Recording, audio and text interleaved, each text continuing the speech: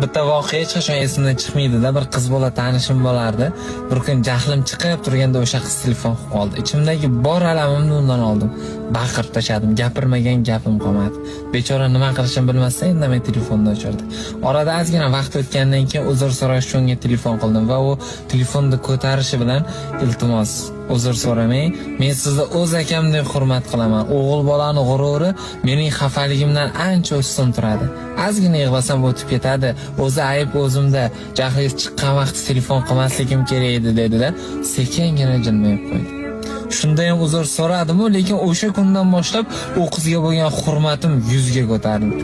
Aynan mana shunaqa qizlarga uylangan yigitlar, men ishonch bilan aytaman, qirollarda yashaydi. Ano jahli chiqqanda yoki urushganda baqirib, so'kib tashlaydigan gargameli kiradigan bo'lsa, unaqa qizdan hech qachon yaxshi xotin chiqmaydi. To'ydan keyin o'zgarar deb umid qilmang.